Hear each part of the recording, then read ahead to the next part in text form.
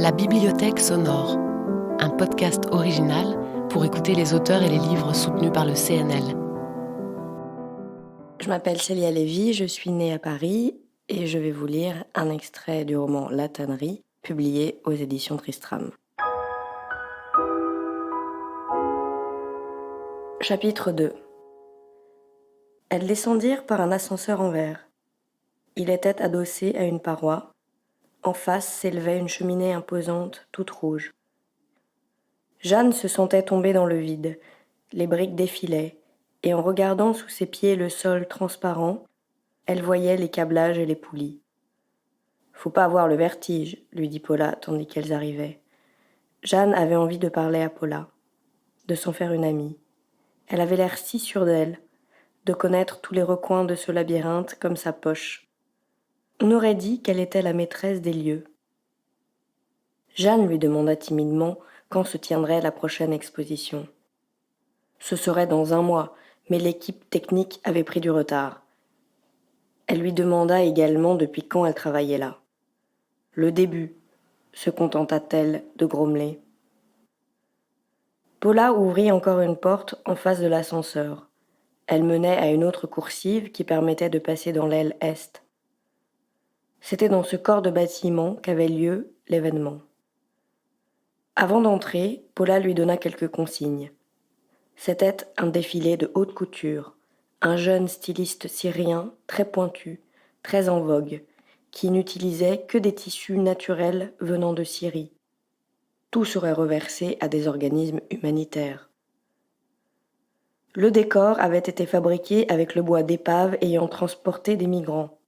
Paula s'animait en lui racontant. C'était un type bien, ce styliste.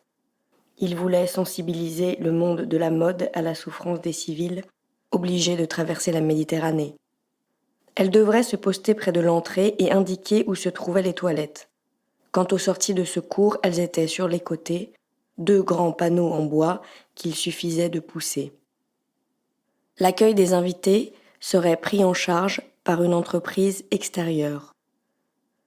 Jeanne devait se coordonner avec les techniciens et la sécurité. Paula ne serait pas loin. Au cas où elle rencontrerait un problème, qu'elle la prévienne au talkie, elle disparut. Des techniciens faisaient des réglages de lumière. Ils parlaient avec une femme blonde, vêtue de noir.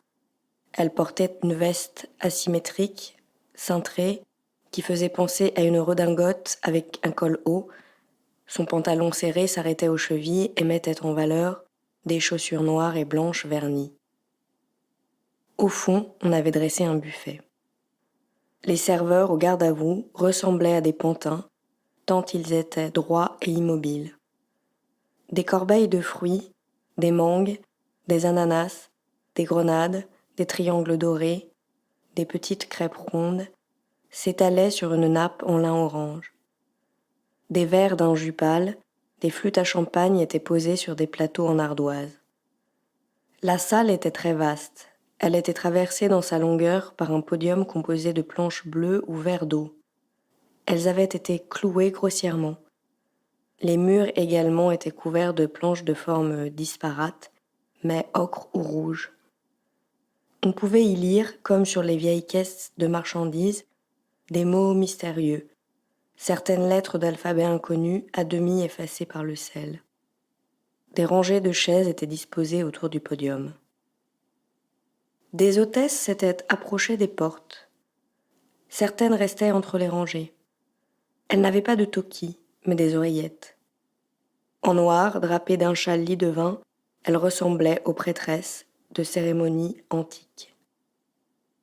La lumière se tamisa. Les invités commençaient à arriver. Les hôtesses les accueillaient avec grâce.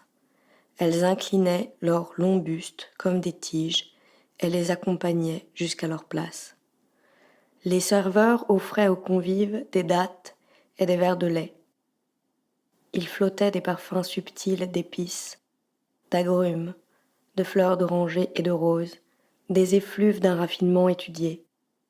Jeanne se demandait s'ils provenaient du buffet ou des invités.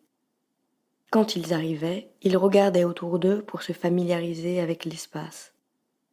De potentiels acheteurs visitant une maison, l'embrassant d'un coup d'œil. Puis il marchait avec assurance vers la place qu'une hôtesse leur désignait.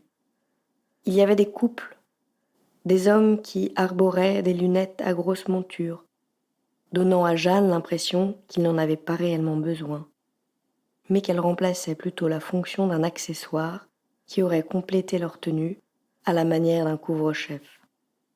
Les femmes portaient des capelines, des robes longues ou courtes, pas de noir, pas de décolleté, des étoffes insolites.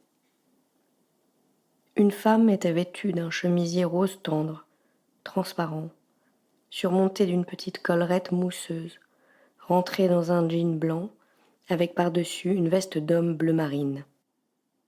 Une autre, d'un tailleur vert bouteille, dont le bas était une jupe-culotte s'arrêtant aux genoux. Malgré l'extravagance de leur accoutrement, cela ne semblait jamais incongru. Un détail rendait l'ensemble décontracté.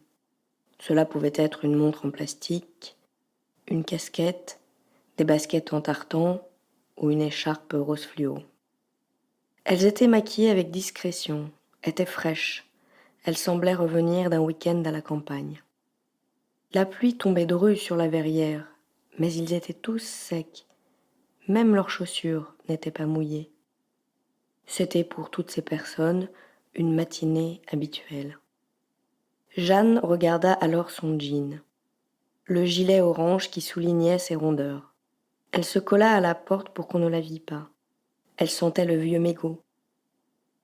De temps à autre, les hôtesses parlaient à voix basse. Elles avaient reconnu des personnes célèbres, réprimaient une exclamation, riaient sous cape.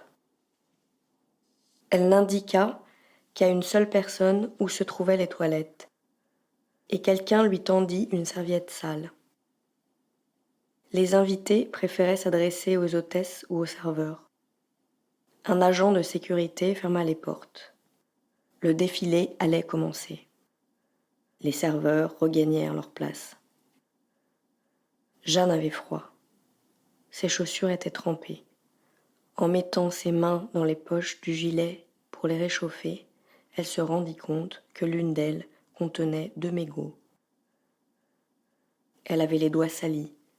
Elle s'essuya la main sur son pantalon, laissant une traînée noirâtre. Un homme d'une trentaine d'années, à la peau mate, les cheveux longs enroulés en chignon sur le sommet du crâne, s'avança sur le podium. Il portait une longue tunique bleu nuit en lin. Sa gorge et ses épaules étaient couvertes par une écharpe à franges. Il parlait avec un léger accent. Jeanne aurait dit que c'était un accent anglais. Il n'était pas coutume de saluer avant le défilé. C'était particulier. Pour la Syrie, les enfants, les femmes, les hommes engloutis par la mer, ensevelis sous les bombes, et surtout l'indifférence. La collection était inspirée des traditions de son pays. Cela se voulait un message d'espoir. Il fut applaudi. La musique démarra. C'était Around the World de Daft Punk. Les mannequins surgirent du fond de la salle. Elles marchaient vite en faisant des gestes avec les mains comme pour repousser l'air. Elles étaient synchronisées avec la musique entêtante et assourdissante. Se succédaient rapidement. Elles s'immobilisaient soudainement, faisaient une grimace d'horreur en arrondissant la bouche, ou se cachaient le visage et reprenaient leur folle marche. Elles étaient vraiment grandes et fines, se disait Jeanne, plus longues encore que dans les magazines ou à la télévision. Elles portaient des espèces de chiffons noués autour des bras ou des cuisses, sur des hardes qui, tout en étant enroulées jusqu'à leurs pieds, pendouillaient à de nombreux endroits, en découvrant leur peau et rappelaient les bandelettes des momies. Elles martelaient le sol avec leurs talons, puis se déhanchaient pour faire demi-tour. L'éclairage devint plus cru. La musique changea. C'étaient des chants arabes, doux, avec des voix de femmes. Pour découvrir la suite, rendez-vous en librairie. Ce podcast a été enregistré au CNL et mixé par Volume Sonore.